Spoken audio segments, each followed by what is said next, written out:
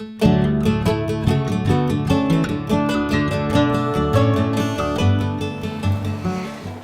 everybody, I am finally making my video about my breast augmentation surgery.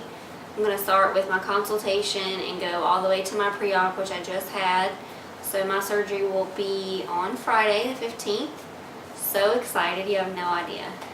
I just am over the moon excited. I'm literally counting down the days. I have a countdown on my phone. I'm so excited. So what I'm going to do is I'm just going to talk about the doctor himself. He is a part of HKB Cosmetic Surgery Facility, which is in Huntersville, North Carolina.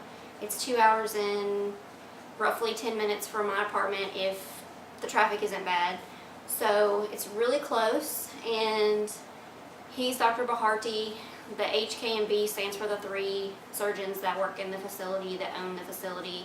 It's Hunstad, Cortesas, and Baharti Cosmetic Surgery, so it's HKB Cosmetic Surgery. I will put a link at the bottom of my YouTube video about like their website, I guess. I will link that below, and you'll see a video that I'm going to post next of the facility itself and the inside of the facility. So it's really beautiful. It's a 3-level facility, and it's just gorgeous. So he went to the Quillen College of Medicine at East Tennessee State University. After medical school, him and his family moved to Winston-Salem, where he completed his plastic surgery residency at Wake Forest. So that was pretty cool. He's super nice. He's got 3 children, 1 on the way. So he understands my feeling about just my body in general, me being unhappy with it. So he brought me in for my consultation.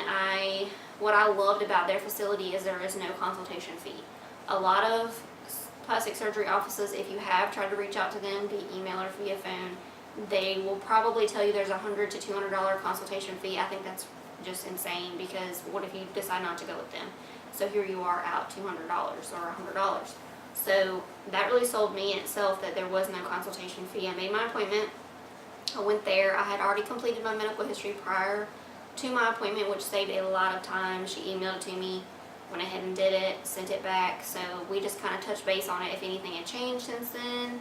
Met his nurse. She was amazing. I loved her. She was just so nice. And he comes in. I had to wear a robe with my top removed so he could do a physical exam. And he just kind of just looked at the area and felt the area to see, since I have had 3 children and I have breastfed all of them, if I would need a lift. I do not need a lift, which was great. I was like so worried about that, because I've seen how they have to cut you down here and across, so it's like there is more scarring with a lift. So I was just like so thankful I didn't have to have one.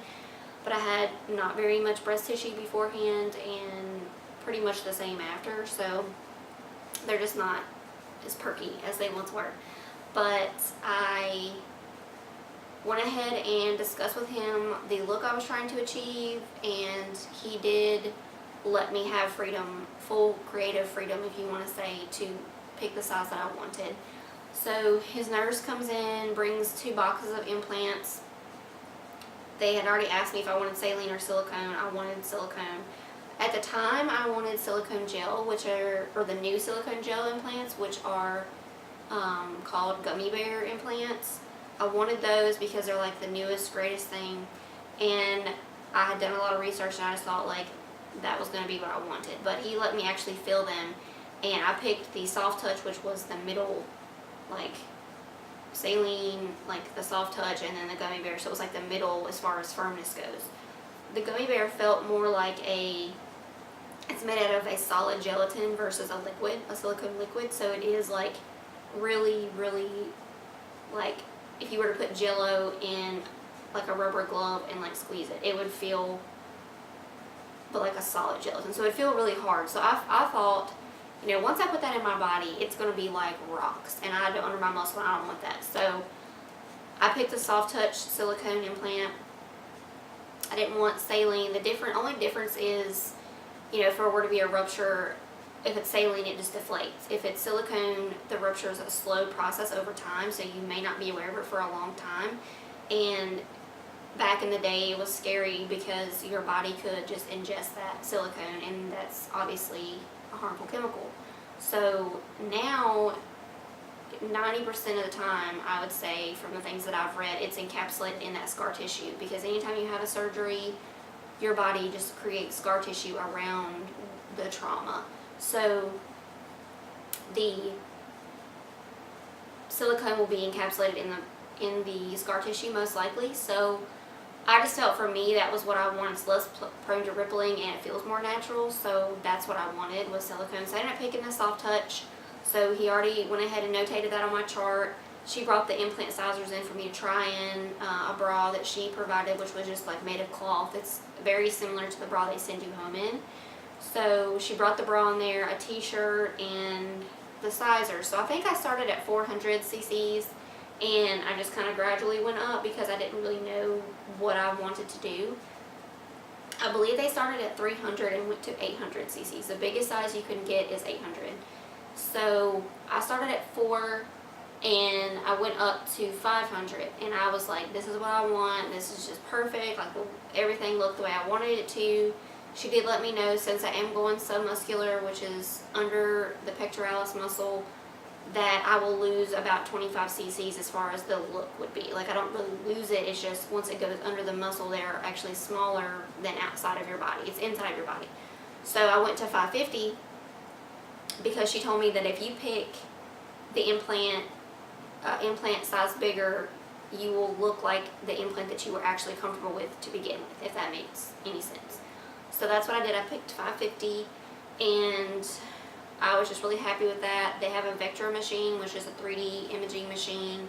You take a before picture, the doctor comes in, and he tries on different implants and different shapes to just see what the look would be, to give him an idea for your day of surgery. The machine was down, unfortunately, that day that I was there, but I did get to go to at my pre-op, I actually got to use it, and it was really cool. I really thought that was just, it blew my mind. I've never seen myself with breasts, and it was like a 3D virtual reality of what I was going to look like, so that was really cool. I wanted to see, I wrote little notes, so if you see me looking over here, that's what I'm doing, so I wouldn't get off topic. Let's see, whatever the size is. Okay, so I'm pretty much done with that. I went to my pre-op appointment, and, well, before that, after that I met with the coordinator to discuss my cost of surgery. If you want to use Care Credit, which is what I used, you just apply online, and it tells you right away if you're approved and for how much. And that facility is 6 months with 0 interest. A lot of other facilities maybe 12 months, they may be 24 months. You just have to look at your specific facility when you apply, put it in and see what their discount is and what they offer. So the one I chose was the 6 months 0 interest. And for my procedure itself was $4,250, and the implants I picked were $2,600. If you picked the gummy bear, I believe they were around $3,000, so it's not that big of a difference, but I just felt, for me, the Soft Touch was more of the natural look I was trying to achieve. So that's what I picked. Everything with the anesthesia fees, doctor fees, everything like that ended up being $8,225, which I feel is not bad. It includes all your pre-op stuff, all your, anesthesia, everything.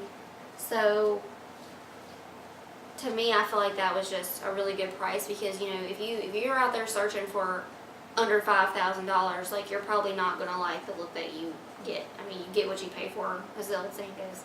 So, I mean, I would just be really careful about just trying to find a good deal and just go more on an experience or someone that you know, or the testimonials or the before and afters. Like, go by anything else besides just the price, because I would be terrified to just get something cheap. So that's what I did.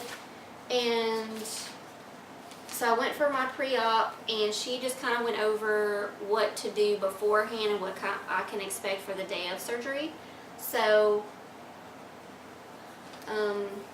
she told me to take 4 days off of work, maybe 5. I'm a dental assistant, so I don't do a lot of heavy lifting. I do, but not like all day or anything like that. So I do sit most of the time when I'm chairside assisting, except for one of the dentists, he stands the whole time. So I might have to take off more days because I am leaning, to hand the tools, the instruments, and then I'm like doing a lot of cleaning, the chairs and the equipment, so like I'm, wiggling, using a lot of these muscles, so I might have to take off a little bit longer. She said she took off a week, so we'll just have to wait and see. I took 4 days off.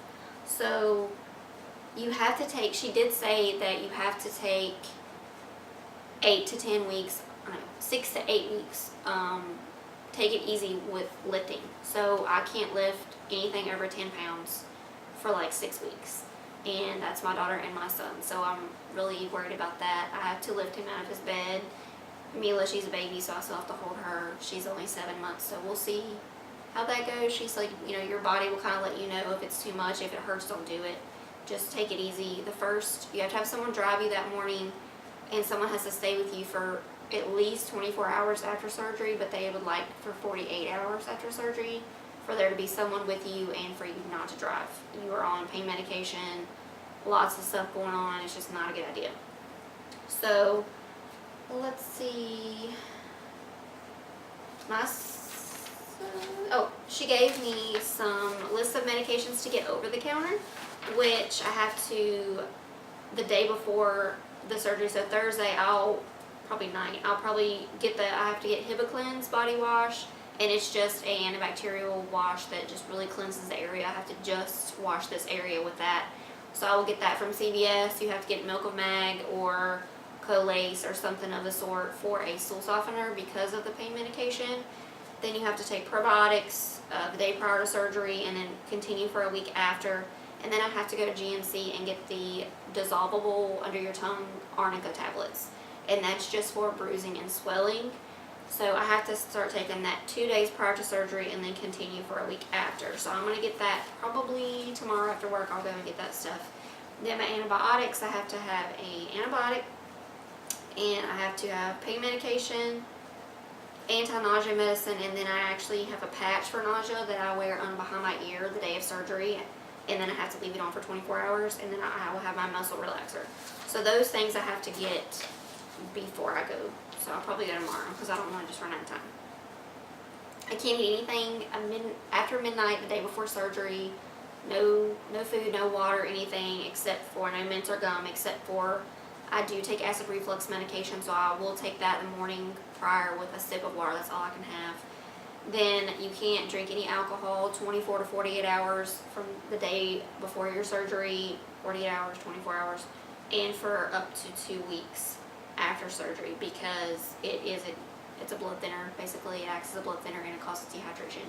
So the day of, you shower, you can't shave anything, you have to just go as you are, no makeup, no lotion, body spray, anything like that.